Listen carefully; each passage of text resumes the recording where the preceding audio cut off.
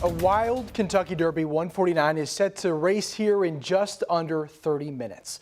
Thanks for joining us. I'm Connor Steffen. The now 18-horse field is still set to run despite early favorite Forte being scratched earlier today. We're also learning a 6th and now 7th horse has died at Churchill Downs today.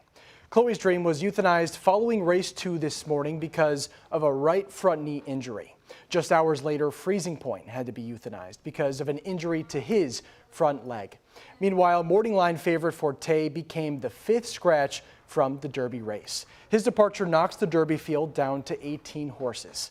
Sports director Ken Spencer is out at Churchill Downs with the latest on what went wrong for Forte. The reason for the scratch of favorite Forte, a right front hoof bruise. It was a bruise that was sustained earlier in the week.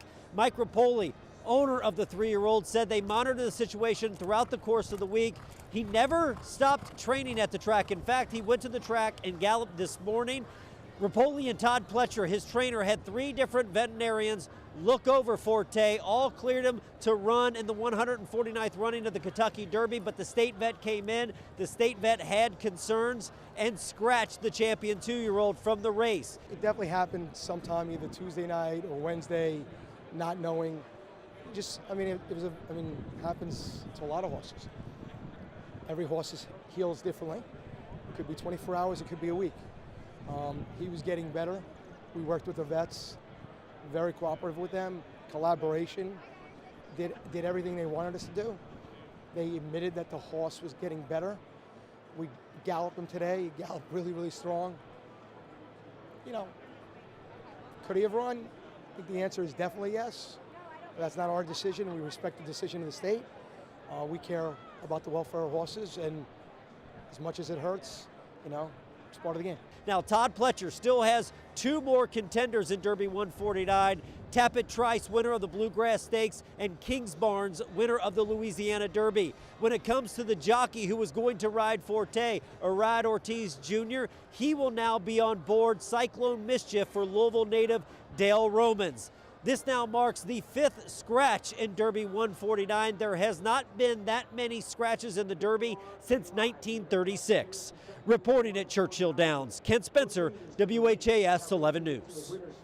All right, now Forte dropping means the lineup will once again shift with new favorites emerging in the field. Now Tyler Griever joins us now. Tyler, who is your pick to win the Derby race? Well, we'll get to that at the end. I appreciate you wanting to jump straight to it, but we've had some kind of shifts in the odds here, so I want to get to some of those because we have a new late favorite, and that is Brad Cox's best horse, Angel of Empire. He's a slight favorite over Tapit Trice. He's listed at 7-2 odds and is going to run out of post 14. He was slated to run beside Forte out of the starting gate before the horse ended up being scratched. Tapit Trice is running out of post 5, which is the post Pletcher got his last Derby win out of in 2017. So let's run down the complete post and odds for you. Brad Cox's Hit Show has the rail in post 1 at 25-1 odds. He also has Verifying in post 2. He's listed at 15-1. Two Fills runs out of post 3 at 9-1 for trainer Larry Ravelli. Let's go to post 4, who has Confidence Game, 19-1 odds for Keith DeSormo. As we mentioned, Tapit Trice, who is one of the favorites in this race. He will come out of 5 for Todd Pletcher. Another Pletcher horse in Kingsbarns is in post 6 at 11-1. Let's go to Tim Yakteen's Reincarnate. That's going to be listed at 13-1 out of post 7. Mage runs out of 8 at 17-1 for Gustavo Delgado. Disarm in post 11 for Steve Asmussen, looking for his first Derby win. He's got 24-1 odds. Another Cox horse in Jace's Road is a long shot out of post 12. He's at 31-1. 13 holds another long shot in Kenny McPeak's Sun Thunder. That's at 30-1. An aforementioned favorite, Angel of Empire, out of 14 for Cox at 7-2. Raise Kane running out of 16 for Ben Colebrook at 31-1. UAE Derby winner Derma Sotogake from Japan. He's at 8-1 odds in post 17 for Hidetaka Otanashi. Rocket Can in 18 for Bill Mott at 28-1 odds. Finally, let's get to those also eligibles because all of them got into this race. Cyclone Mischief in 21 for Dale Romans, listed at 28-1. Mandarin Hero in 22 out of Japan for Teranobu Fujita at 19-1, and lastly, King Russell in 23 for Ron Mockett at 31-1. So let's get back to the original question, the picks. I went with the trifecta box today. I'll give you 3. I like Tapatrice, I like Verifying, and I like Mage, and I actually picked Mage to win. It would be the first Derby victory for Gustavo Delgado Sr. Him and his son, Gustavo Delgado Jr., they really had a lot of confidence in this horse throughout the week. I think they drew well. He finished in second in the Florida Derby to Forte, and it was really tight. So I would not be surprised whatsoever if he could pull it out. But as we've learned every year, and especially this year with the amount of scratches, anything can happen. Should be a wide open race and a lot of fun. Absolutely, Tyler. Thank you so much. No Anything problem. really is possible. Absolutely. And still no word count on the crowds for today's Kentucky Derby, but just take a look at the sea of fans all packed inside Churchill Downs for the 149th run for the Roses.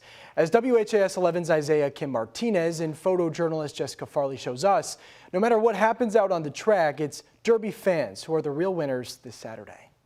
No matter which way you slice it, the big story today has been yet another scratch here in the Kentucky Derby. In this case, a favorite, but I can assure you it's having no impact on the folks either up in the grandstand or in the infield from having a good time and placing their bets.